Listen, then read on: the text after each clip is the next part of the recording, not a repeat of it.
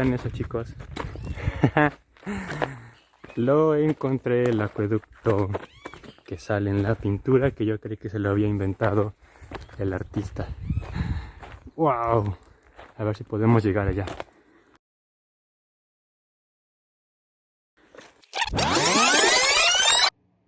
La pintura que estamos viendo pertenece al autor Eugenio Landesio, del año de 1857. Este autor, quien fuera uno de los maestros del paisajismo en la Academia de San Carlos, maestro de José María Velasco. La obra que estamos viendo es un acueducto que se encuentra en la hacienda de San Lucas Matlala, localidad de Huaquechula del municipio de Atlisco, y pertenece al hacendado y arquitecto Lorenzo Martínez de la Hidalga Músito, quien naciera en el año de 1810 y arribara aquí a México en 1838. Se casó con Ana María Fernanda García y Casbalceta, quien fuera hermana del célebre historiador Joaquín García y Casbalceta. En la pintura podemos ver el acueducto que fue construido por este arquitecto Lorenzo Martínez para transportar el agua y regar los cultivos de caña, pues a eso se dedicaba esta hacienda.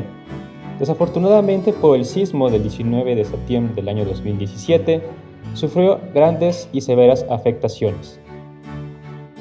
La importancia de este tipo de lugares, como lo es la hacienda, es que nos da una idea de cómo era el panorama previo al Porfiriato, pues ya algunas familias se habían establecido como grandes hacendados y además la productividad de los lugares donde estaban establecidos. En este caso, en la zona de Izúcar de Matamoros y Atlisco hubo muchas plantaciones de azúcar que después dieron origen a lo que serían los ingenios azucareros.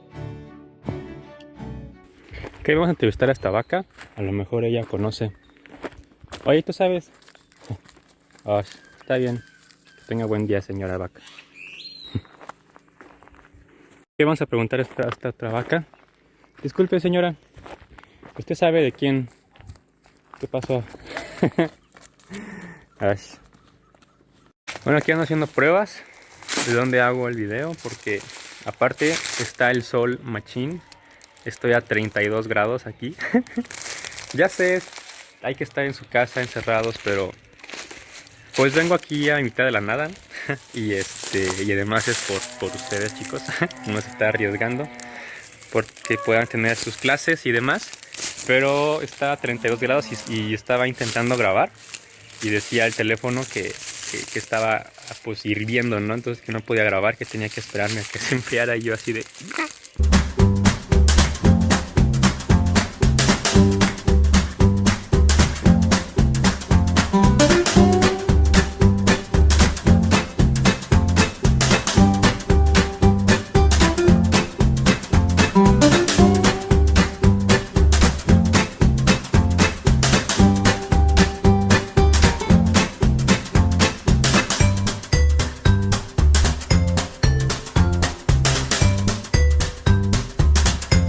Hey chicos, bueno, por aquí no había mucho lugar para sentarse, entonces voy a estar aquí así de pie.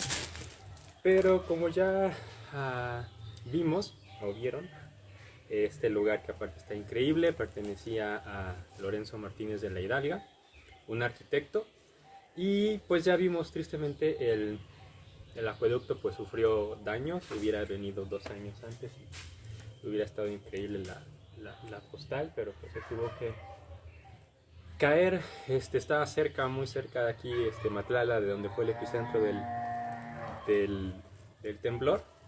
Pero pues afortunadamente, por la pintura de Eugenio Landesio, italiano, que ya no estoy seguro si la pintura la han de tener allá en el museo, en el Munal donde fuimos, o solamente está en el Museo Amparo. Pero si no, pues se nos fue el verla cuando fuimos ahí al Munal, porque este autor pues pertenecía a la Academia de San Carlos, ¿no? Que es un segmento que vemos ahí en el museo. En fin, lo que quería, pues ya estamos terminando el periodo del Porfiriato, lo que era sobre Porfirio Díaz. Y no, es el capítulo final. Si todavía tienen dudas, pueden revisar su libro de texto, ahí viene todavía información, porque hablar del Porfiriato es mucha información. O sea, casi nos podríamos aventar como unas 3 cuarentenas. y seguiríamos hablando del Porfiriato, pero hemos visto algunos esbozos o algunas partes de lo que era el Porfiriato. Por un lado vimos lo bueno que él trajo, avance, modernidad, este, tecnología, inversión extranjera, independientemente de todo lo que conllevaba esta inversión, ¿no? De que todos se iban, nadie se quedaba, el trato a los trabajadores, eh, pero sin duda alguna, pues de algo sirvió toda esta modernidad. Saben, también hubo otra parte en la que se intentó traer colonos extranjeros. No sé si alguno de ustedes conocen Chipilo o han escuchado hablar de Chipilo, pero Chipilo fue uno de estos proyectos de traer algunos colonos que trajeran o aportaran su desarrollo en la agricultura, ¿no? Trajeran un avance y además según para mezclar la raza, ¿no? Y mejorarla y todo eso, tenían problemas de eso. Entonces también eso hubo, ¿no? Vinieron italianos, vinieron franceses, vinieron alemanes con esta idea de colonización, para mezcla, ¿no? De la raza y para que estas personas pues trajeran sus avances, uh, la forma de labrar, ¿no? Entonces por ahí sí pueden darse una vuelta a Chipilo cuando salgamos de esto, pueden irse a Chipilo. Por otro lado vimos también lo de las haciendas, ¿no? Algunos hablaron de la Enequén, que allá en Yucatán, las haciendas enequeneras, pues traían a muchos indígenas yaquis de la zona de allá de Sonora, de Chihuahua, de Nayarit, y algunos de allá, que los trajeron, explotaron. Y por ejemplo en las ciudades, ¿no?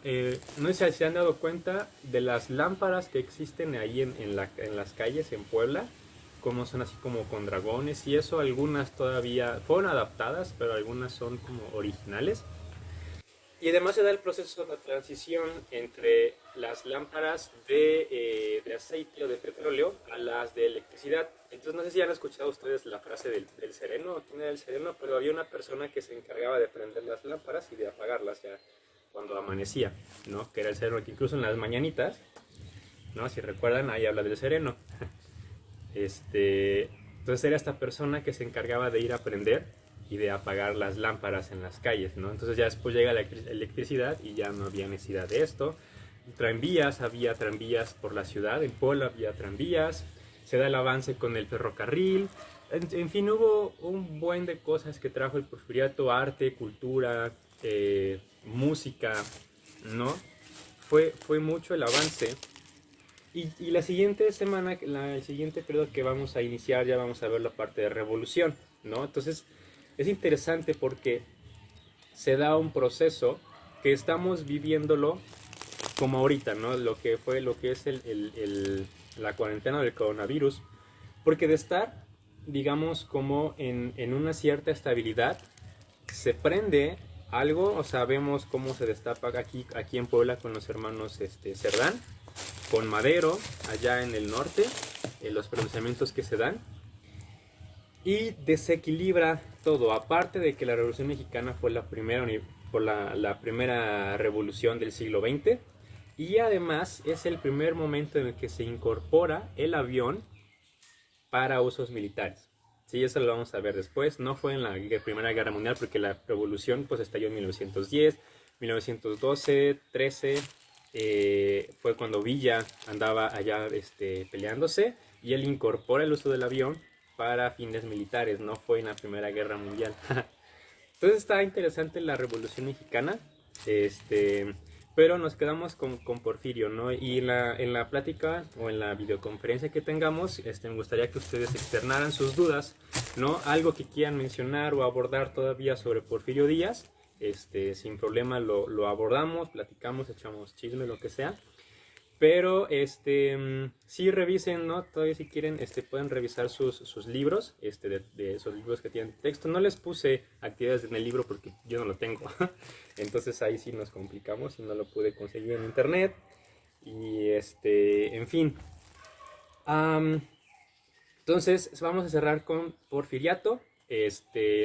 Vimos también cuando hicieron el trabajo sobre la exposición de París. Algunos hicieron me encantaron sus reportajes, todos súper pro. Yo no sé qué hacen estudiando así secundaria, no, no es cierto. Am, pero superaron mis expectativas, la verdad. Entonces, hay algunos pues todavía hicieron un poco más de investigación y vieron más allá, ¿no? De lo que implicaba. Y la pregunta que les hacía del pie era cómo se mostraba México hacia el mundo, ¿no?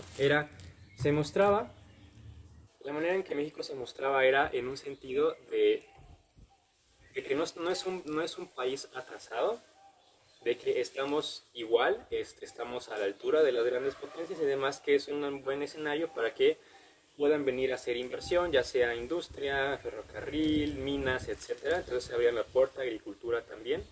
Eh, entonces se usaban estos escenarios internacionales para darse a conocer y llevarlo mejor, ¿no? Entonces se partía mucho de lo que era el indigenismo, ya vieron cómo hicieron el pabellón, reconstruían, fue esta época del porfiriato, les decía en un video, que se empezaron a hacer ya investigaciones de algunos sitios arqueológicos, les decía principalmente en Teotihuacán.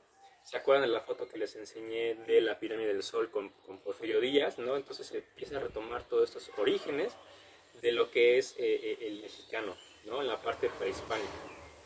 Entonces eso es lo que se enseñaba o se daba a conocer, ¿no? Al mundo, de que no es un país atrasado, sino que estamos a la altura de las demás naciones. Y eso pasa después, siglo XX, con el cine, por ejemplo. Ya lo vamos a ver más adelante, pero en el cine también tiene esta lectura de darse a conocer. Tuvo una época, pues, como el siglo de oro de México, en los años 40, que se da este boom. Entonces se presenta al mexicano, al ranchero, ¿no? Sobre todo son historias de la revolución, de rancheros, de mariachi.